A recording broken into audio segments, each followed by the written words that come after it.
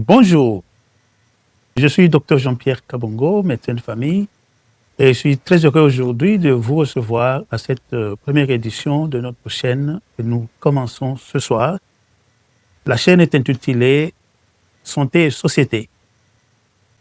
Si nous parlons aujourd'hui de la santé et des sociétés, c'est pour vous montrer qu'il y a une relation entre les deux. Donc, si aujourd'hui nous commençons cette chaîne, c'est puisqu'il y a un besoin. Nous venons vers vous pour vous apporter ce que nous avons commencé il y a environ 5-6 mois de cela. Vous remarquerez que nous ne sommes pas aussi nouveaux sur les réseaux sociaux. Nous avons existé sous une autre appellation. Pour ceux qui nous ont suivis en anglais, ils savent que nous nous appelons Medilink Talks. Medilink, en fait, c'est le nom de la clinique que nous gérons, une clinique physique qui est basée au Canada et à Vancouver, mais nous aimerions connecter avec tous les francophones du monde entier. Donc, pour vous donner un tout petit peu la genèse de cette chaîne, c'est quelque chose que nous avons commencé pour nos malades, qui presque tous, en fait, parlent anglais, mais parmi eux, il y a aussi beaucoup d'immigrés qui parlent français. Ils nous avaient demandé si on pouvait avoir une chaîne qui parlerait aussi des mêmes problèmes, mais en français.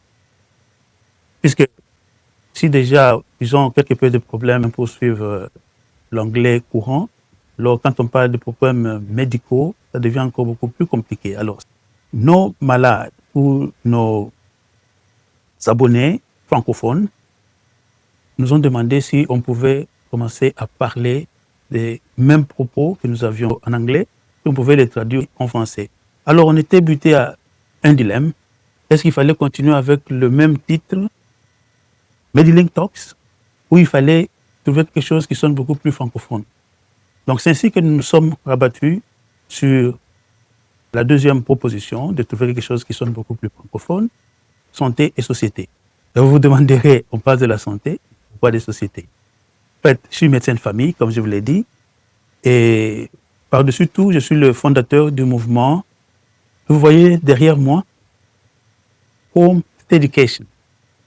Home Steadication, c'est de l'anglicisme en fait, hein, si je peux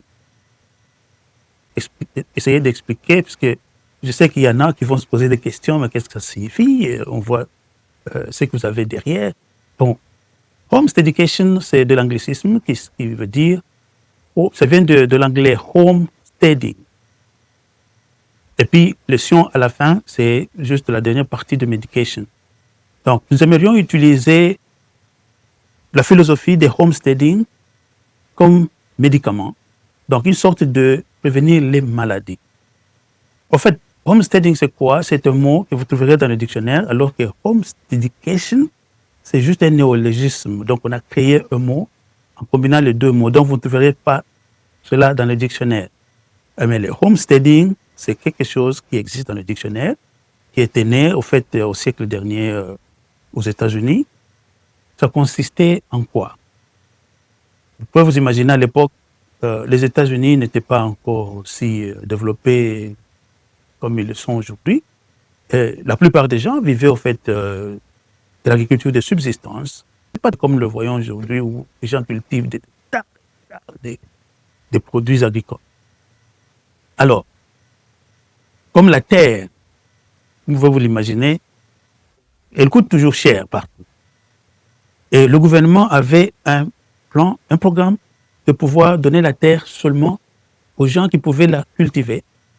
Donc, la mettre en valeur, vivre d'une façon autonome. En faisant quoi? Ils devaient être en mesure de cultiver cette terre, être en mesure de conserver la nourriture qu'ils tirent du sol, être en mesure de cuisiner, puisqu'aujourd'hui les gens ne cuisinent pas, être en mesure de conserver la nourriture qu'ils produisent, être en mesure de cultiver champs, puisqu'il fallait faire le jardinage, c'était une façon de bouger. Vous verrez que le mouvement, c'est quelque chose de très important. Donc, ces gens devaient vivre d'une façon autonome, indépendante, sur cette terre. C'est ce qu'on a appelé homestead. Alors, nous aimerions utiliser cette philosophie pour pouvoir prévenir les maladies. puisque nous insistons beaucoup plus dans la prévention. Dans la prévention, comme je vous ai dit, je suis médecin de famille, il y a de cela environ 2 décennies, dont une dizaine d'années ici au Canada. Et j'en ai vu de toutes les... Pour vous imaginer combien les gens ont laissé leur santé aux médecins. Et moi, personnellement, ça me touche. Vous imaginez, c'est quelque chose de plus important que Dieu nous a donné. Et on a laissé ça entre les mains des médecins. Mais la façon dont les malades consomment les médicaments, surtout ici au Canada, ça me révolte un peu. J'aurais bien voulu voir les gens, quand ils ont des problèmes, ils viennent, vous discutez. Évidemment, vous ne comprenez pas de travers. Ce n'est pas tout le monde qui consomme les médicaments comme cela. Mais la plupart des gens aiment les médicaments. Quand ils vont venir vers vous, mais ils vous demandent les médicaments. Si vous ne voulez pas les donner, c'est un problème. Et je me suis retrouvé plusieurs fois en train d'expliquer. Expliquer. Surtout parmi les populations immigrées que nous avons beaucoup ici, hein, qui viennent de l'Asie, du Sud-Est et tout. Un enfant qui a un rhume de 2-3 jours, pas de fièvre, rien du tout. Mais la maman vient, elle insiste pour qu'on lui donne des antibiotiques. Donc, c'est voyant tout cela que nous nous sommes dit, on veut commencer ceci. Et vous mettre aussi dans l'historique, ma clinique se trouve à Vancouver, c'est dans l'ouest du Canada, où il y a essentiellement les Indiens. Et la plupart, ce sont des Indiens en fait qui viennent de la partie nord, le Punjab, pour ceux qui connaissent l'Inde. Ce sont essentiellement des végétariens, et donc, ils ne consomment pas la viande, mais ils consomment beaucoup de lait. Et beaucoup ne pratiquent pas ce végétarianisme d'une façon appropriée. Et là, ils arrivent à avoir des maladies vraiment similaires. Le diabète, presque tous ils ont des problèmes de sucre, ils ont des problèmes de fer, ils ont des problèmes de maladies cardiovasculaires. Alors, tu te retrouves en train de répéter, donner les mêmes conseils aux malades. Par exemple, sur la liste, si vous avez 40 malades, vous trouvez qu'il y a 15 qui ont des problèmes de sucre. Donc, c'est les mêmes conseils que vous allez donner au premier malade, deuxième, troisième, quatrième, cinquième. Écoutez, à un moment, vous vous sentez un peu essoufflé, puisque vous devez répéter la même chose.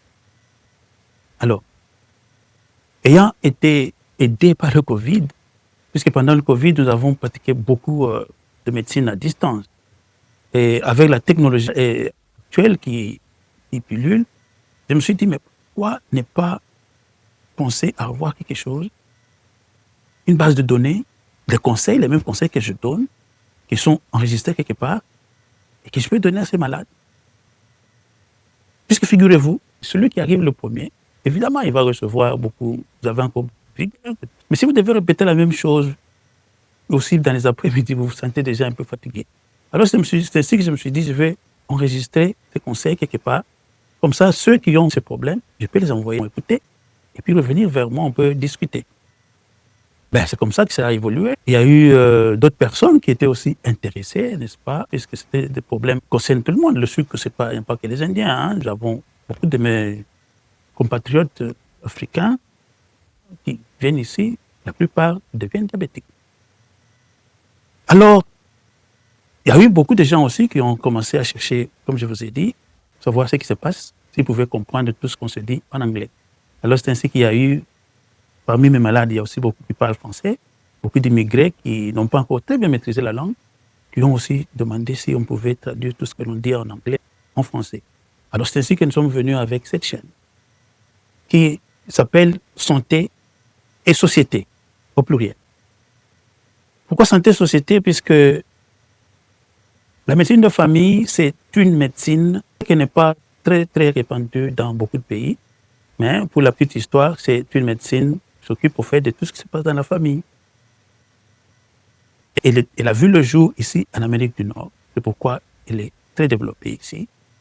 Et tu ne peux pas aller voir un spécialiste sans avoir été référé par un médecin de famille ici au Canada.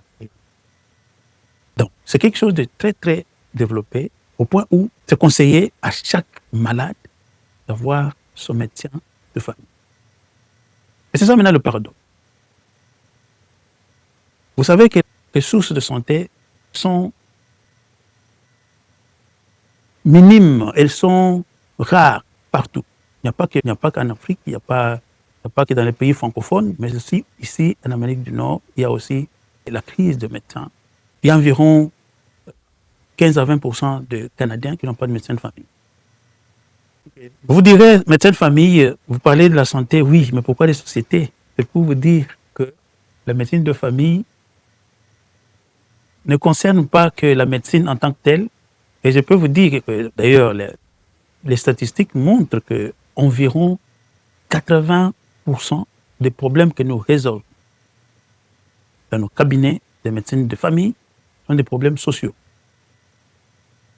C'est le manque de logement, c'est l'insalubrité, c'est le manque d'exercice physique, c'est la pauvreté, ces gens qui ne savent pas comment prendre les vaccins, ces gens qui ne savent pas comment prendre les vaccins, c'est des gens qui ne savent pas comment se nourrir, qu'est-ce qu'il faut manger, comment se mouvoir.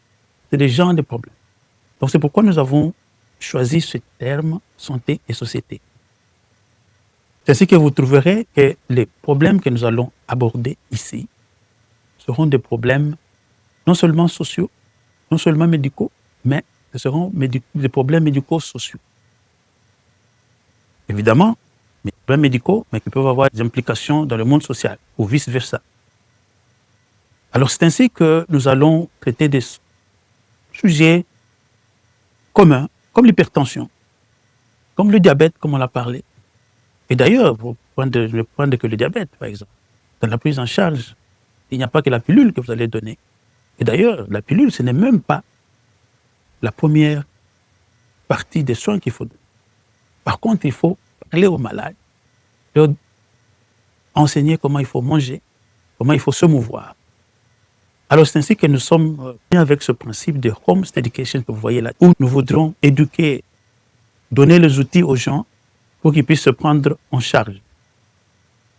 Se prendre en charge, c'est plus important que même les médicaments que nous avons. Puisque, voyez-vous, comme je vous ai dit, les ressources en santé sont rares. Si vous êtes en santé, évidemment, vous n'allez pas aller voir votre médecin à tout moment, même si nous conseillons aux gens de faire les check-ups médicaux régulièrement. Mais si vous apprenez les outils que nous allons vous donner, les outils qui vous permettront de résister, prévenir les maladies, vous allez bien.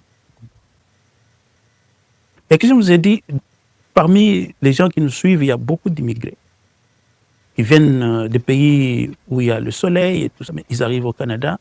Surtout la partie ouest du Canada, il n'y a pas beaucoup de soleil. Il y pleut abondamment. Un simple supplément alimentaire comme de la vitamine D, ça peut être quelque chose qui peut déterminer votre réussite sociale au Canada ou l'échec. Allant de fractures que l'on peut avoir facilement, de la dépression, de la perte de cheveux, et de la faiblesse en général. Et imaginez-vous si vous vous retrouvez dans un pays déjà où il fait froid, où l'isolation peut être un problème.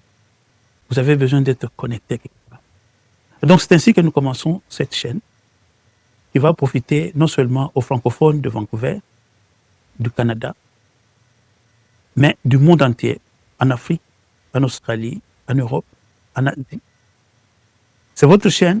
Nous allons commencer à organiser des sessions. On va prendre des sujets des sociétés, comme je vous ai dit. On va commenter. Les gens peuvent avoir le temps de poser des questions. On va même faire des appels en direct pour que nous puissions nous connecter. Comme j'ai dit, notre but, c'est juste de vous donner les outils pour que vous puissiez vivre en santé. Les outils nécessaires pour que vous puissiez résister aux maladies d'une façon naturelle. Si vous pouvez éviter les médicaments, tant mieux. Autant essayer d'abord quelque chose de naturel. Et si ça ne marche pas, donc on va vers les médicaments. Je ne suis pas contre les médicaments. Je sais qu'ils ont leur place dans la société. Surtout dans la médecine aiguë, comme on dit. Vous avez de la malaria, prenez de la pénicilline. Je ne suis pas contre ça. Mais si vous pouvez vous prévenir contre la piqûre du moustique, c'est la meilleure des choses. C'est pourquoi nous sommes là, pour cette prévention, afin de vous donner les outils nécessaires pour pouvoir vous protéger. Aujourd'hui, nous parlons beaucoup plus de soins de santé primaires, qui sont en fait définis par l'Organisation mondiale de la santé comme étant le moment où la personne rentre en contact pour la première fois avec les soignants. Mais je vais vous poser une question. Est-ce que votre santé ou vos problèmes de santé commencent seulement quand vous entrez en contact avec vos soignants, donc votre médecin ou votre infirmière praticienne? Je ne pense pas. Parce que généralement, avant d'aller voir le médecin ou votre infirmière praticienne, vous avez déjà essayé de faire beaucoup de choses. Il y en a qui ont tenté de médication, il y en a qui ont tenté d'avoir des conseils chez les voisins, chez leurs membres de famille, il y en a qui sont allés à l'église pour compris pour eux. Donc, vous voyez ce schéma-là, il est assez long. C'est là que nous, dans notre chaîne, on aimerait intervenir pour vous donner les outils nécessaires pour parcourir ce schéma. Nous mettons cela dans ce que nous classifions comme étant les soins de santé pré-primaires, ce qui est un concept novateur. Les soins de santé pré-primaires viennent avant les soins de santé primaires.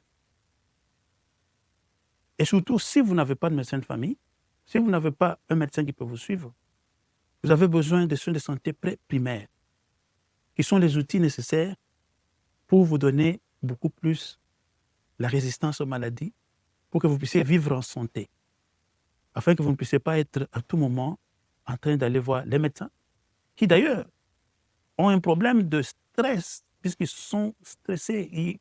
Il y a tellement de malades que même eux-mêmes, ils sont dépassés. Je suis médecin de famille moi-même. Je connais, il y a beaucoup de mes collègues qui ont le burn-out. Donc le stress au-delà, puisqu'il y a tellement de malades. Donc c'est là que nous intervenons pour vous donner les outils nécessaires afin que vous puissiez être à mesure de résister aux maladies, vivre en santé. Dans ce que nous appelons les soins de santé pré-primaires, que nous représentons d'une façon beaucoup plus pratique par ce mouvement que nous commençons, que nous appelons le Home Education. Dans ce mouvement, nous avons 3 piliers. Nous aimerions que vous puissiez faire de votre maison votre première clinique, que vous puissiez faire de votre cuisine votre première pharmacie et que votre nourriture soit votre premier médicament. En faisant cela, vous allez résister aux maladies, vous allez vivre heureux et longtemps. Donc, c'est votre chaîne. Nous allons, au fur et à mesure que nous évoluons, vous donner le programme pour que vous puissiez être en mesure de participer à nos émissions, nous dire d'où vous vous appelez. Nous allons communiquer, il y aura des tutoriels sur nos réseaux, il y aura des conférences qu'on va organiser. Voilà, c'est ce que j'avais à vous dire ce soir. Je suis donc très heureux d'être devant vous, surtout dans ce premier épisode, que restez connectés pour beaucoup plus d'émissions qui vont suivre. Merci et à la prochaine.